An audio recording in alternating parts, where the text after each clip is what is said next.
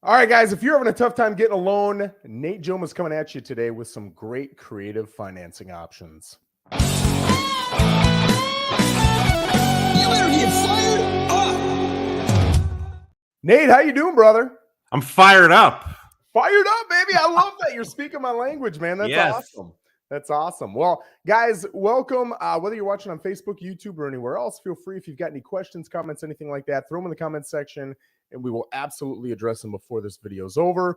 But today, I've got Nate Jomaa on. He comes on every third Friday of the month, and we talk numbers, man. We talk mortgages, we talk credit scores, whatever it is we think is hot right now in the market. And of course, if you guys have something you'd like us to touch on, feel free to let us know, and we'll bring that up in the next video. But today, with a lot of people having different issues and concerns in the lending world, and a lot of newer lenders telling them no, I thought I'd bring Nate on here. He is the absolute professional when it comes to lending, and he's going to discuss how he turns a lot of other lenders' no's into yeses. So, Nate, start us off, man. Tell us about some of the issues you're seeing in the market right now with different buyers, maybe hearing no's or seeing challenges from other lenders, but you step in with a creative financing option and it changes their whole world.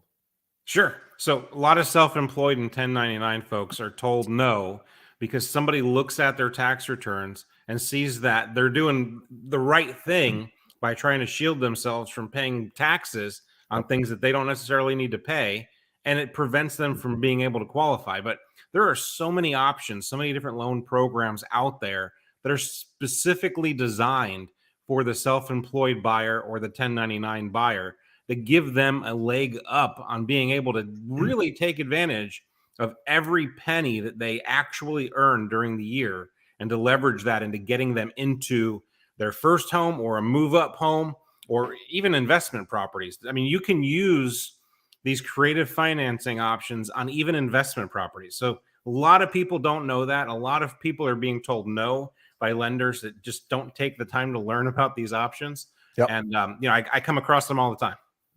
So talk to me a little bit about the how with people who are, let's say, 1099, right? They're a realtor. I get a lot of people who are 1099, they're self-employed, and unless they've got, it's usually 2 years is what a lender wants to see, and they're going to take your net. So if you're an intelligent business owner, let's just say you're making 200 grand a year, and somehow you're able to claim 150 in expenses, leaving your net where you want it, which is a low $50,000.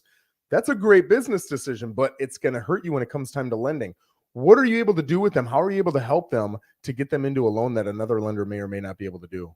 Sure. So there's really two options to go that route. If you have somebody that is 1099, somebody that works at EXP, for example, any real estate agent, anybody that's an independent contractor that gets that 1099, we can take that 1 year of 1099, as long as they've been on that job for a period of time, whether it's 1 year or 2 years, it's going to depend on a couple of different things.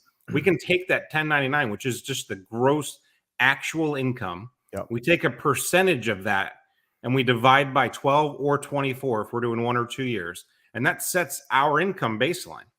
So we're able to help you get approved with your actual income with a bit of a cutout, but not taking those huge cuts, like you said, where we're showing nets that are significantly lower to protect ourselves.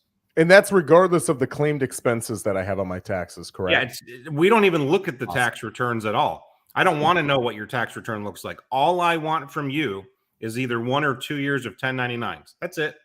I like that. I like that a lot. Okay, and that's, you brought up investors a little bit. Go off on investors. Is that very similar? Is it different? How does that work? Yeah, so the biggest difference between somebody that's buying a primary or secondary in an investment property using that same exact way to build out your income is that the investor has to put about 10% more down. So depending where your credit falls on one of those programs, you could put down as little as 10%, Joe. If your credit's not as strong, maybe it'll be 20%. But if you're an investor, it's going to then be 20% down for strong credit and then maybe 30% down for not as strong credit. I like that. I like that. So now we've got some people who maybe are second-time home buyer. Well, they would have to be a second-time home buyer, right? They're going into a second home. They want to keep the first home. So maybe this is an investment. Maybe it's a vacation property. Maybe it's a rental, whatever it is. Talk to me a little bit about what is a HELOC? Why would I use it? When would I use it? And what's a cash out refi? And same, when would I use it? How would I use it? Sure. So let's start with a cash out refi. What you're looking at with a cash out refi is we take the existing loan that you have and you're refinancing the entire loan. So if my house is worth, say, 350 and I've got a loan for 150, just using basic math, I've got a $200,000 equity stake in that property now, right? So I can take out some of that equity up to a certain point. It's usually 80% loan to value. So we make sure that you still have 20% equity there. You can take out whatever you want to take out. We take that first mortgage that you have. We take the amount that you owe to the mortgage company, whatever you want to take out, and we put your closing costs all in. And then that becomes a new loan. And you can take that cash out to do whatever you'd like. You can take it and you can use it to do credit card consolidation if you want, home improvements. You can use it to buy other properties. You can use it to buy fun things like recreational vehicles, boats, jet skis, or money. You can do with it whatever you want to do with it. So the lender doesn't care what we do with the money. Say again? The lender doesn't care what the person does with the money. Awesome. No, okay. I mean, they might ask questions like, hey, what are you taking the money out for? But your answer, unless you tell them straight up you're doing some crazy illegal stuff, sure. It's not really, it's not going to change the dynamic, the approvability. It's your money. You can do what you want with your equity. I want to run numbers, and I want you to correct me if I'm wrong. Let's go back to your home that you said it's worth $350. Yep. And you owe $150 on it, so there's $200,000 in there. And you're saying 80% loan to value can be established there. So 80% of 350, if my math is correct, is 280. 280. Yep. 280 is what the lender is comfortable just giving me because they know it's, if I default, they're getting a product where they've still got 20% equity. They feel comfortable. Yep. So I would get 280 minus the 150 I owe, which is 130 minus probably some costs. Yep. And I'd get 110, 120, whatever it is, right? Different lenders are going to have different numbers, but okay. So that's a large chunk of change. And right now, honestly, usually that's a story for people who've lived in their homes for 15, 20 years. But with the market as ridiculous as it is, I got people who bought 2-3 years ago that have 6 figures worth of equity. And even after the 80 to 20, they still might be close to 6 figures. So I think that's something that a lot of people right now have the ability to do. Is there any negative to that? Yeah. So if you have a loan right now that's locked in at a lower rate, say you're in the 3s, the 4s, the 5s, and your new rate is going to be, 6%, 7%, that could be a negative. There's different ways to look at that. And I'm going to talk about a HELOC here in just a second. Okay. But before we do, I want to say, if you're looking at a situation where, including your first mortgage and all of your existing debts, let's say that your total monthly recurring debt payments are $3,000, just as an example.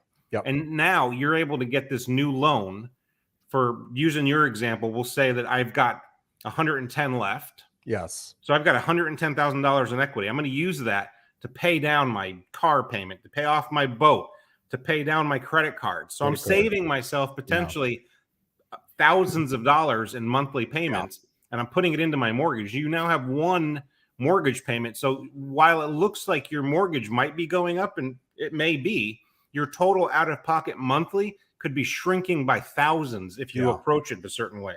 Yeah. And so it's not always a bad thing. Yeah. And to your point, you're getting rid of, I'm thinking credit cards because it's the worst one I can think of, but you're getting rid of those 10, 15, 20% payments. And you're taking on a rate that we don't like right now, which is 6-7% because we're so spoiled with 3 to 4. Yeah. But in all honesty, math is math is math. If the math crunches out, it makes sense. So that's a great example. So let's get into the HELOC a little bit. What is that and when would I use that? So the HELOC's a great tool for you to basically accomplish the same thing where you can tap into your equity without disrupting your first mortgage.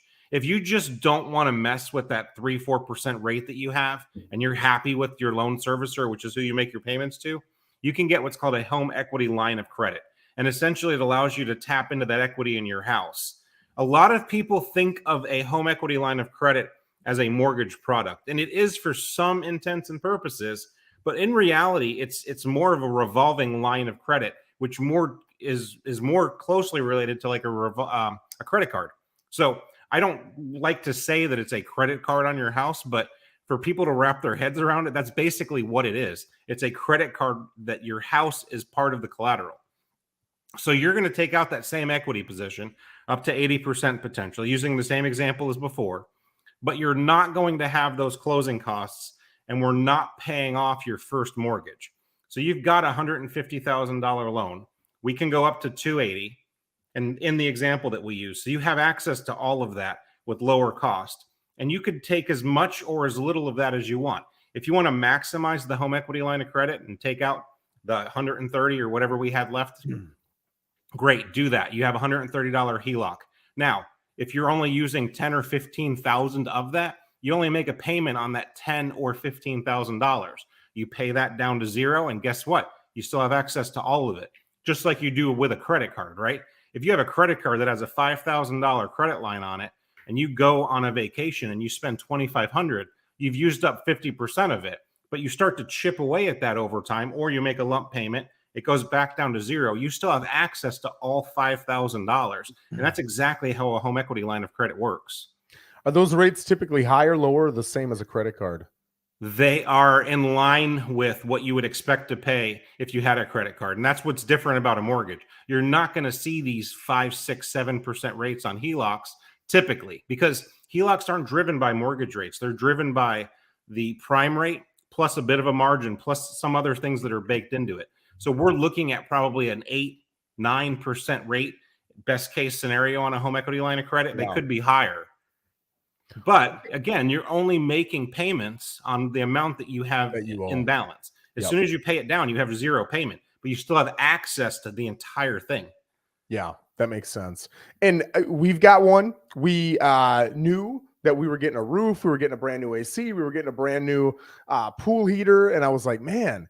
And somebody mentioned, hey, just get a HELOC. If you don't need it, don't use it. If you do need it, use it. Yeah. And we used it for 2 weeks. And I think it cost us $20, $30 in interest, whatever it ended up being. Yeah. But it was a huge convenience for us. We could have done it another way, but it would have been a pain in the butt. It would have been a lot of time, a lot of effort. And I thought for 20, 30 bucks, this is a piece of cake. And now we've got something that'll be there forever, right? So that's pretty amazing. Yeah. Are there closing costs associated with that? And what kind of costs are we looking at? Yeah, so it really depends on the HELOC product. Different lenders have different ways that they go about it. We've got one lender in particular that lets us do it a lot like a credit card application, and you get a decision right at the end of the application, and you get to pick kind of what your options are, and you close within 5 days. We've got other lenders that are more of a long-term solution, if you will, in terms of their underwriting, and they want to get full appraisals and stuff like that. And sometimes there's some costs involved in that because there's more administrative people touching the loan. So really, it just depends on the lender that you go with and what broker you talk to that has options to different lenders. So whatever those costs are, do you have to pay them up front, or can you, like a credit card, put them on there and make payments on it? Yeah, so all of those costs are going to be added to your credit line. So if your total closing cost is $1,500, your credit line starts off with a $1,500 balance on it right out of the gate. Gotcha. Awesome. Well, that's a lot. That's a lot, because I get a lot of people. I mean, we started with the biggest one. The biggest one is all my 1099 folks, all the self-employed folks. I probably get one every week or two where they come in and, hey, I wasn't making anything last year, and now I'm wealthy and I'm making all this money and I'm ready to go buy a house. And I'm immediately thinking it's going to be challenging. Not impossible, but challenging. And guys, I'll tell you too, a lot of times you're going to hear Nate and others talk about these 3% conventional loans, 3.5% FHA loans, 0% VA loans. You can absolutely do those, but you've got to, correct me if I'm wrong, Nate, you're either going to have the 2 years of the 1099s and all that, or you're going to have to be W-2'd, whatever it is. If you want to get some of the stuff that he's talking about and be able to not have to show your tax documents, maybe not have as much time on record on these 1099s, you are going to have to pony up more cash, right? So a lot of these guys, they're getting into their business. They're plowing everything they have into new trucks, marketing, employees. Just make sure if a home is on the horizon, contact Nate way ahead of time, right? Give him 6 months, 12 months. He'll tell you what you need down. He'll tell you what kind of cash out of pocket you'll need. He'll tell you what your options are. And now you can start setting that cash aside. What I'm used to getting, Nate, I'm sure you're in the same boat. Probably 90-95% of the buyers I work with, by the time they contact me, they're ready to go look right now. They want to look in the next 2 weeks and get an offer in. Mhm. And I get it, right? I hate salesmen bugging the crap out of me. I get it. But find yourself a realtor, a lender, whatever, who respects your space. They'll educate you today and they'll leave you the hell alone for 6 months. And now you're prepared for 6 months from now and you've got whatever it is you need to be successful. Would you add anything to that, Nate? No, you're spot on. I mean, there's very, very few instances when somebody's applied for a loan with us and we've just said no. Typically, we say, not now. Here's a plan that we got to put Here's in the place, plan. and we touch base with them. I mean, Yep. I could probably count on one hand how many times I've just flat out said no, end of conversation. There's always something that we can do to help you get prepared. And maybe it's 3 weeks, maybe it's 3 months, maybe it's 3 years. Just depends. But we're going to be your partner and get through that with you. But yeah, we're not going to nag you. We're not going to keep bothering you with things. We're going to give you some homework. We're going to hold each other accountable to doing what we said we were going to do. And I'll touch base with you and see how things are going. Yep. And typically, guys, I'll tell you, you might think your credit sucks. Go talk to Nate. You'd be surprised what you can buy a house with when it comes to credit, right? You'd also be surprised the little things that are very much so in your control that you can do. And it might take you 2 weeks, 2 months, maybe 4 to 6 months.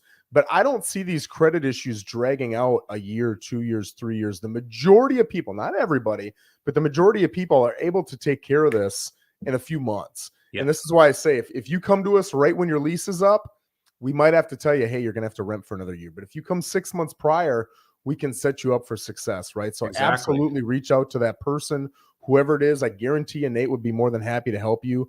But getting you that plan, if you're not ready now, what I want to solidify is it's not usually a 2-3 year plan. It's usually a 2, 3, maybe 6 month plan at most in probably 90-95% of cases. Would you say that's accurate? Absolutely. Yep. Yeah. All right. Well, Nate, I appreciate you coming in, man. You deliver so much value every third Friday of the month. I appreciate you doing it for everybody. I appreciate you doing it for me. I appreciate you being a great and trusted lender for our team. And guys, like I said, if you've got any questions for Nate or myself or ideas for future videos with Nate, you can put them in the comments and we will certainly do it. Nate, I appreciate you, brother. Thank you. Absolutely. Thank you.